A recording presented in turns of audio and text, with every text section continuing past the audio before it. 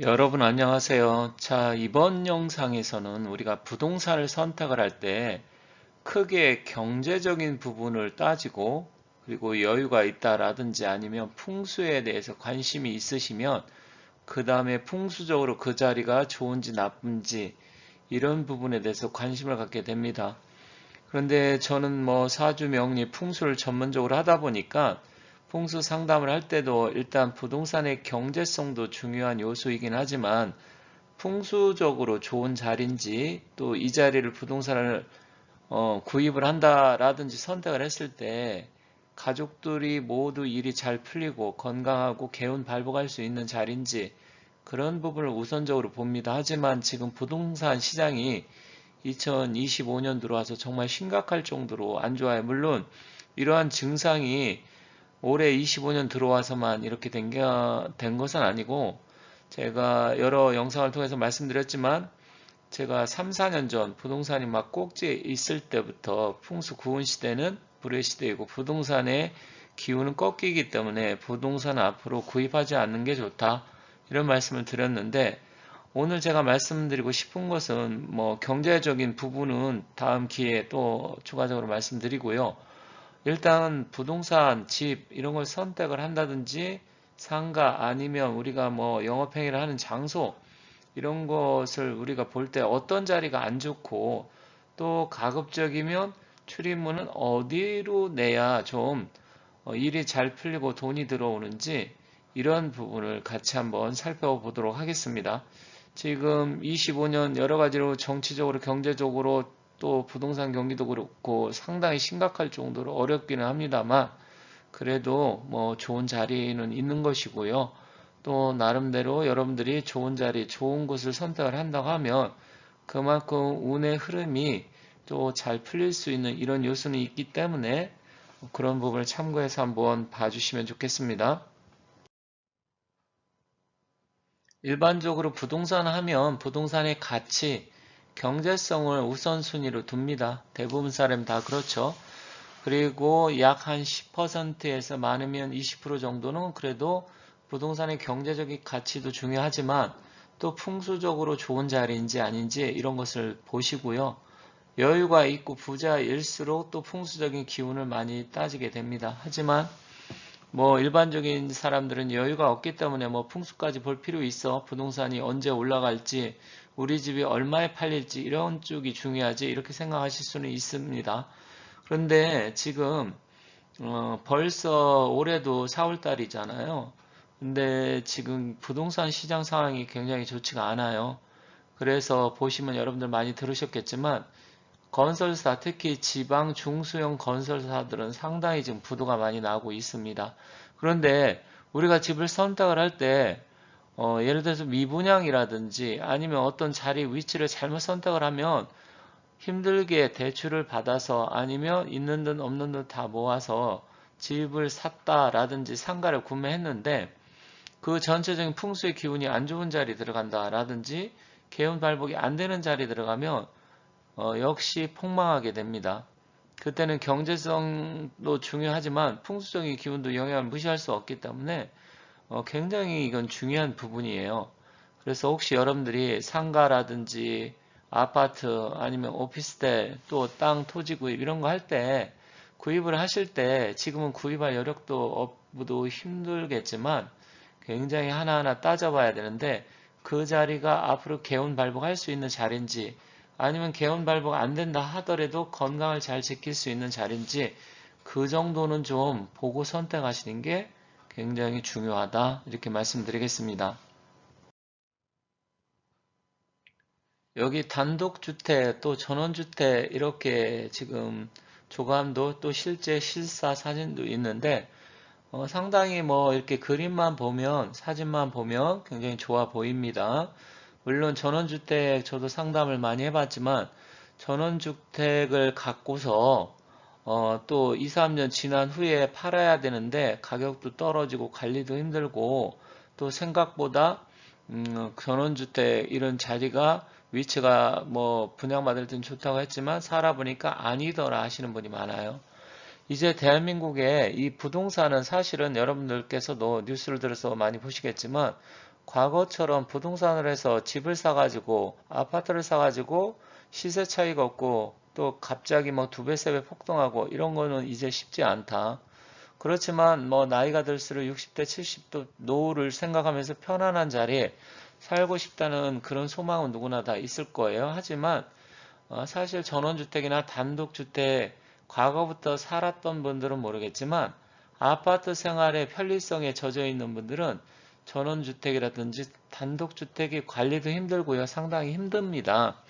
그렇기 때문에 신중에 신중을 해서 선택을 하셔야 되고요.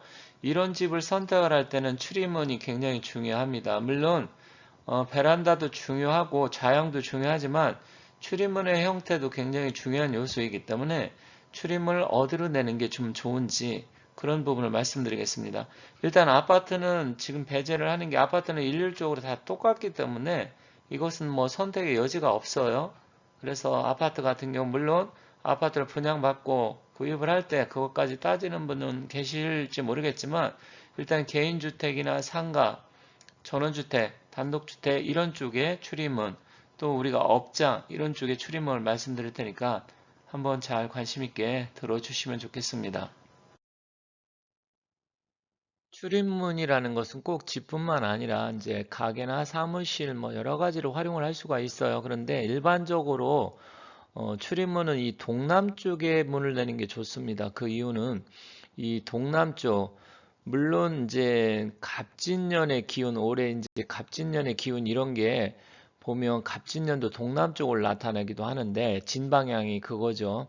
그래서 이 풍수적으로 봤을 때 방위가 8방, 사방 8방 이제 최종 24방위가 있는데 일단 이 동남쪽은 손방입니다. 손방이라고 해서 동남쪽의 방향인데 이 손방위는 주역 또 풍수 이런 쪽에서는 이제 큰딸, 맏딸의 방위입니다. 그래서 이게 공손할 손자인데 바람도 사실 동남쪽에서 불어오는 게 굉장히 산들바람, 특히 동남풍이 분다 뭐 이런 얘기 많이 하잖아요. 그래서 신선한 바람이 좀 불어오고요. 또 실내에 산소를 좀 공급하고 해서 분위기를 좀 좋게 만들어줍니다. 그래서 주역에서는 손개고 이걸 계절풍이나 바닷바람을 상징을 합니다. 그래서 부드럽게 스며들어오는 성질을 나타내기 때문에 매사 일이 좀 순조롭게 풀리고 자연스러운 뭐 융화와 호응을 상징한다 이렇게 되어 있어요. 그래서 사실은 동남쪽으로 출입문 되는 게 일반적으로 좋다. 특히 남양 같은 경우나 동양 같은 경우는 동남쪽이 좋겠죠. 다만 서양이나 북향 이런 쪽은 동남쪽이 좀 애매한 부분도 없잖아요. 있는데 어쨌든 이런 부분을 좀 참고하시면 되고요. 그리고 집도 역시 손방으로 내면 좋고 식당이나 영업장도 동남쪽으로 출입문을 내는 것이 좋다 이렇게 되어 있습니다.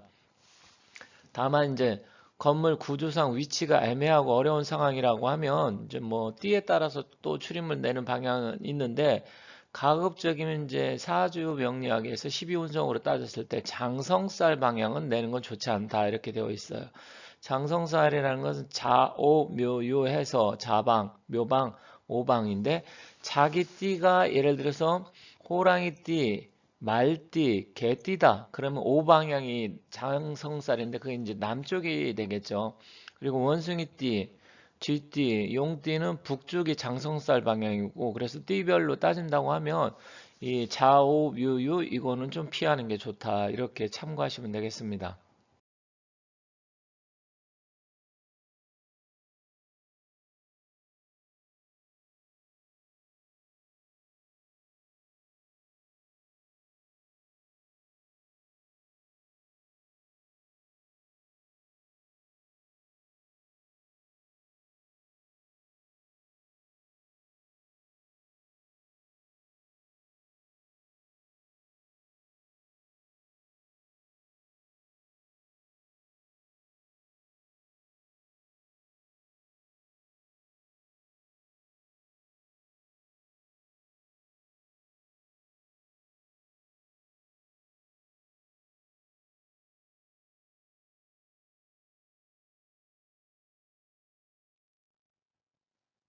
팔방의 표를 보면 이제 동서남북이 있고요. 그 사이사이에 북동쪽, 남동쪽, 남서쪽, 북서쪽 있잖아요. 물론 이제 풍수에서는 24방위를 따집니다. 그래서 임자계 축간인 간묘월, 진순사, 병오정, 그 다음에 이제 미곤신, 경유신, 술권해 이렇게 해서 이제 24방위를 따지는데 나중에 기회가 있으면 말씀드리겠습니다. 오른쪽 산맥표를 보면 우리나라 백두산을 중심으로 해서 백두대간을 따라서 보면 동고 서저형을 나타내고 있어요. 그래서 사실 풍수에서 물길을 잡을 때 어떤 위치 잡을 때 우리나라는 동쪽에서 서쪽으로 흘러가는 물길을 잡는 게 유리하다. 물론 뭐 이제 지역별로 조금씩 차이는 있어요. 그래서 이런 부분 팔방이도 일단은 알고 계셔야 되는데 북쪽은 자방, 남쪽은 오방, 동쪽은 묘방, 서쪽은 유방, 북동쪽은 축방, 남동쪽은 진방, 남서쪽은 미방, 북서쪽은 술방. 이것도 참고 삼아서 좀 잘 기억해 두시면 좋겠습니다. 그러면 풍수적으로 좀 피해야 할 자리나 위치, 아파트, 부동산은 또 어떤 것이 있을지 이것도 같이 한번 살펴보도록 하겠습니다. 물론 뒤에서 사진을 보면서 하나하나 제가 좀 더 구체적으로 이렇게 말씀을 드리기로 하고요.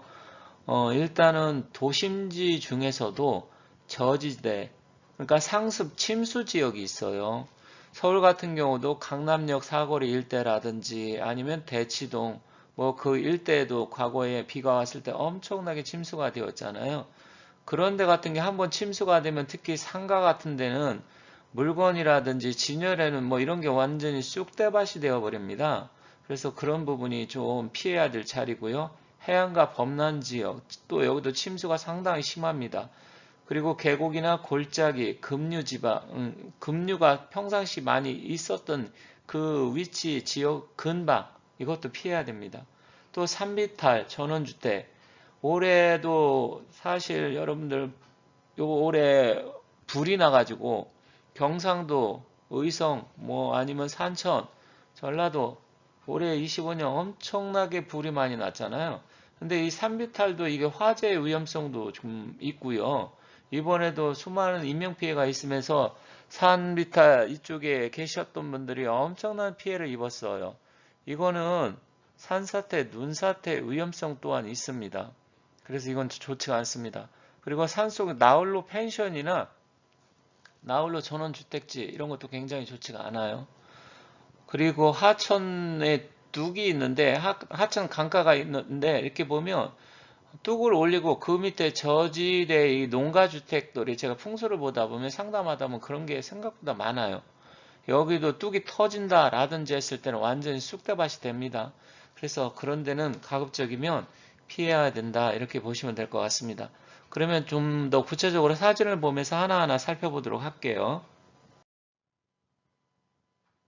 풍수에서 물은 굉장히 중요합니다. 풍수 자체가 장풍 득수의 줄임말인데 바람은 좀 포근하게 감싸 안게 감추고 물은 얻어야 된다. 그런데 이 저지대, 상습, 침수 구역이 있어요. 여기 같은 경우는 지금 여기 사진만 본다 하더라도 완전히 쑥대밭이 되고 차 떠내려오고 이렇게 되잖아요. 그래서 여러분들이 부동산을 선택을 하실 때 과거에 침수한 이력, 경력이 있는 지역인지 이거는 필히 살펴보셔야 돼요.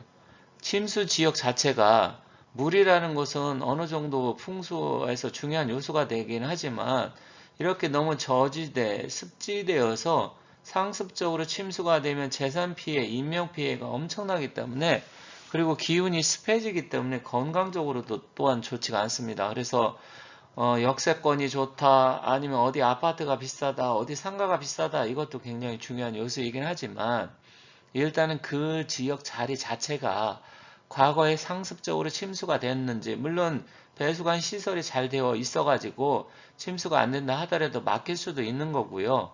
이런 요소를 하나하나 구체적으로 잘 살펴보셔야 됩니다. 역시 해안가도 굉장히 위험합니다. 과거에 부산의 해운대 제가 또 몇 번 거기 LCT, 마린시티 풍수 상담도 했는데 무섭다고 하더라고요. 태풍이 몰아닥치면 막 60층 이런 데는 막 약간 흔들리기도 하지만 그 유리창에 막 비바람이 몰아치는 게 막 부딪히고 그러다 보니까 상당히 심리적으로도 불안하고 건강도 해칠 수 있고요. 제가 풍수에서 안 좋은 자리, 우리가 풍수는 피, 흉, 취, 길이라고 해서 흉한 지역을 먼저 피하는 게 우선이에요. 좋은 자리 찾는 것도 중요하지만, 근데 여기 그림들만 봐도 해안가, 또 아니면 강가, 하천, 범람 지역, 이런 데 같은 경우는 굉장히 한번 이런 일을 겪고 나면 사람이 정말 정신적, 정서적으로도 굉장히 힘들어지고 건강도 나빠지면서 우울증, 뭐 여러 가지 복합적으로 심리적으로 모든 사안이 굉장히 데미지를 주기 때문에 일단 이렇게 저지대, 습지, 해안가, 범람 지역, 침수, 뭐 이런데 강가 이런 거는 상당히 여러분들께서 아무리 좋아 보여도 조심해야 된다. 이렇게 말씀드리겠습니다.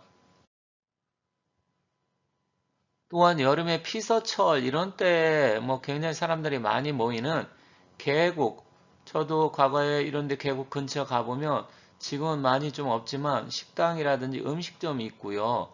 또 그 위에 계곡 근처에 집들이 있는 집이 있습니다. 전원주택도 마찬가지고 계곡 산장 이런 게 굉장히 좋지가 않아요.